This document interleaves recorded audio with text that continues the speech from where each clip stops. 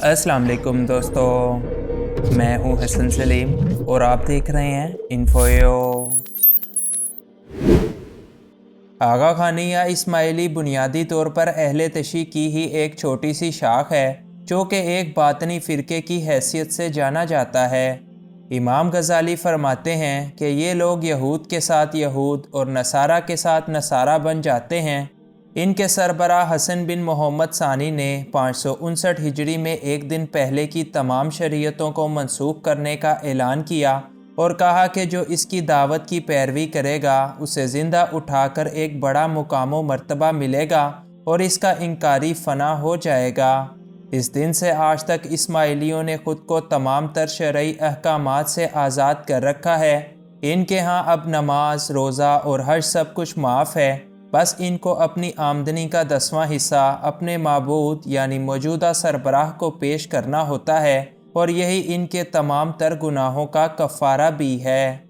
ये लोग हज़रत अली रज़ी अल्लाह ताला अन्हो को रसूल अल्लाह हज़रत मोहम्मद सल्लल्लाहु अलैहि वसल्लम से अफजल मानते हैं और इनके मुताबिक नाउज़ बिल्लाह अल्लाह ताला का नूर हज़रत अली के अंदर हुलूल कर गया है, लिहाजा वो भी अब अल्लाह ताला ही हैं। और हज़रत अली के बाद इस्माइलियों के आने वाले सारे इमाम हज़रत अली के ही एक अवतार हैं। इसलिए जो दर्जा हज़रत अली का है बिल्कुल वही दर्जा बाकी सारे इमामों का भी है और रसूलुल्लाह सल्लल्लाहु अलैहि वसल्लम का नंबर इनके मुताबिक इनके बाद कहीं आता है। आगा खानी या इस्माइलियों का मौजूदा खुदा आगा खानी है और आगा खानी को भी इनके खुदा बनने पर कोई एतराज़ नहीं। इसके मुताबिक जब हिंदू एक गाय को अपना खुदा मान सकते हैं तो कम से कम वो गाय से तो बेहतर ही है। अगर हम आगा खानियों की तारीख़ का ज़िक्र करें तो इनकी तारीख़ शियों के इमाम हज़रत इमाम जाफ़र सादिक से जाकर मिलती है। इमाम जाफ़र सादिक के कई बेटे थे जिनमें सबसे बड़े बेटे का नाम हज़रत इस्माइल था। इमाम जाफ़र के ज़माने में ही कुछ लोगों ने यह ख्याल करना शुरू कर दिया था कि इनके बेटे हज़रत इस्माइल ही इनके बाद इमाम होंगे, लेकिन हज़रत इस्माइल की वफ़ात इमाम जाफ़र सादिक की ज़िंदगी में ही हो गई। इमाम जाफ़र चूँकि लोगों के इस अक़ीदे को जानते थे कि वो इस्माइल को इमाम गुमान करने लगे हैं, लिहाजा उन्होंने इस्माइल का जनाज़ा सब लोगों को दिखाया और लोगों की मौजूदगी में इनको दफन कर दिया ताकि कोई भी इनकी मौत से इनकार ना कर सके। जब हज़रत इमाम जाफ़र सादिक की शहादत हुई तो इनकी वसीयत के मुताबिक अक्सर शियों ने इमाम मूसा काज़िम को इमाम मान लिया, लेकिन एक जमात ने कहा कि इस्माइल बड़े बेटे थे, अब वो नहीं हैं, लेकिन इनकी औलाद को ही इमामत मिलनी चाहिए। लिहाजा इस ग्रोह ने इनके बेटे को इमाम मान लिया, इसीलिए ये लोग इस्माइली कहलाते हैं।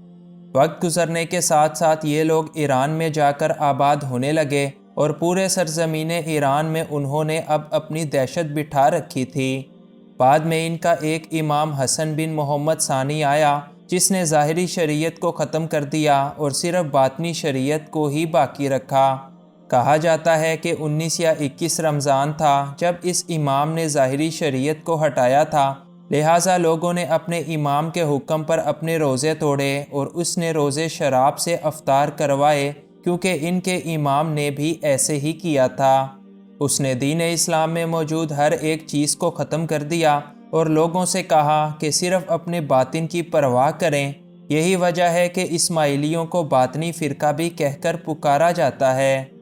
इसके बाद आगा खानी एक तवील अरसे तक ईरान के अंदर मुकीम रहे। इनके सरबराह को आगा खान का लक़ब भी ईरान के काजारी हुक्मरान ने ही दिया था और शाह ईरान ने आगा खानी को ईरान के अंदर एक वसी जागीर भी दे रखी थी जहां से वो अपने बातिल मज़हब की तबलीग किया करता था। इसके बाद आगा खान हिंदुस्तान आ गया जहां पर अंग्रेज़ों ने इसे सर का खिताब दिया, इसकी काफ़ी इज़्ज़त व तकरीम की और आगा खान की वफ़ात भी हिंदुस्तान के अंदर ही हो गई। इसकी वफ़ात के बाद इमामत इसके बेटे सदरुद्दीन आगा को मिली। सदरुद्दीन आगा ने अपनी वफ़ात के वक्त अपने पोते प्रिंस करीम को जानशीन बना दिया, जिसकी वालदा एक यूरोपी खातून थीं और मगरबी शक्लो सूरत की ही मालिक थीं। यही वजह है कि इस्माइलियों की तबलीग का मरकज़ ईरान से होते हुए हिंदुस्तान और फिर यूरोप की तरफ शिफ्ट हो गया। यूँ इस्माइली हुकूमत एक लंबे अरसे तक चलती रही, لیکن پھر صلیبی جنگوں کے بعد سلطان صلاح الدین ایوبی کی طرف سے پے در پہ حملوں نے اسماعیلیوں کی حکومت کو ختم کر کے رکھ دیا۔ یوں اب اسماعیلیوں کا مرکز دوبارہ سے ایران کی طرف ہی منتقل ہو گیا اور باقی کے اسماعیلی آج بھی پاکستان سمیت دنیا کے مختلف جگہوں پر آباد ہیں۔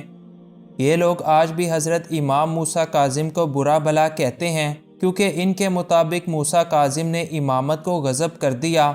ایران اور عراق میں موجود شیعہ مراکز کے دروازے اسماعیلیوں کے لیے ابھی بھی کھلے ہیں اور آج بھی یہ لوگ جوگ تر جوگ نجف اور کربلا کی طرف زیارت کی غرض سے جاتے ہیں۔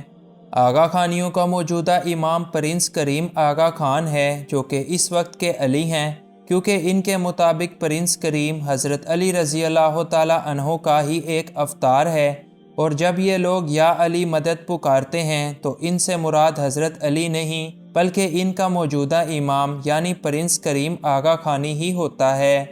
یہ لوگ ایک دوسرے کو ملتے وقت السلام علیکم کی جگہ یا علی مدد کہہ کر پکارتے ہیں اور یہ آخرت کے بھی منکر ہیں۔ ان کے نزدیک پل صراط، میدان حشر، جنت، جہنم اور اس جیسی کسی چیز کا کوئی وجود نہیں، بلکہ یہ صرف انسانوں کی کہی سنی باتیں ہیں، اور ان کا عقیدہ یہ بھی ہے کہ ہم اس جسم کے ساتھ حشر کے میدان میں اٹھائے نہیں جائیں گے۔ آغا خانیوں کی بڑی تعداد آج بھی ایران، مصر اور انڈیا کے اندر موجود ہے، جبکہ ان کا سب سے بڑا مرکز کینیڈا کے شہر ٹورنٹو کے اندر قائم ہے، جہاں پر آغا خانی کی بڑی بڑی مساجد بھی بنائی گئی ہیں۔ یہ لوگ وضو کی بجائے دل کی صفائی کے قائل ہیں، نماز کے وقت قبلہ رخ ہونے کے قائل نہیں۔ ان کے مطابق گناہوں کی معافی کے لیے صرف ایک ہی طریقہ یعنی موجودہ امام سے گناہوں کی ڈائریکٹ معافی مانگنا ہے، اور ان کے مطابق ان کا امام پرنس کریم خود بولتا ہوا قرآن ہے، لہٰذا انہیں قرآن پڑھنے کی کوئی ضرورت نہیں ہے۔ ان کی نمازوں کا طریقہ بھی شیعہ اور سنی نمازوں سے بالکل مختلف ہے، اور ان کی 2 نمازیں جن میں کوئی رکوع نہیں ہوتا بلکہ یہ بیٹھ کر ساری کی ساری نماز پڑھ لیتے ہیں۔ اس باطل فرقے یعنی آغا خانی کے ایمان پر اتنی ساری باتوں کے علاوہ اس لیے بھی شک و شبہات کیے جاتے ہیں کیونکہ ان کے مطابق ان کے موجودہ امام ہر اس کام کو کرنے کی صلاحیت رکھتے ہیں جو کہ تمام کام مسلمانوں کے نزدیک صرف اللہ تعالیٰ کی ذات سے ہی منسوب ہیں۔ یہ جو ہمارے اسماعیلی ہیں ان کا جو امام حاضر ہے وہ معصوم ہے، اور وہ جس چیز کو چاہے حلال کر دے، جس چیز کو چاہے حرام کر دے۔ انہوں نے بھی شریعت ساقط کی ہوئی ہے، اسماعیلیوں پر شریعت نہیں ہے۔ اور جو ہندوؤں کا عقیدہ تھا اس کے اندر 9 اوتار تھے، 9 اوتار آ چکے ہیں دنیا میں اللہ کے۔ ان کا کہ حضرت علی 10ویں اوتار ہیں، 10م اوتار، وہ 10م اوتار ان کے عقیدے میں شامل ہو گیا، اور جو ان کا امام حاضر ہے اسے پورا اختیار حاصل ہے، شریعت کی جس چیز کو چاہے منسوخ کر دے، جو چیز چاہے حرام قرار دے دے، جو چیز چاہے حلال قرار دے دے۔ یہ ہے دین۔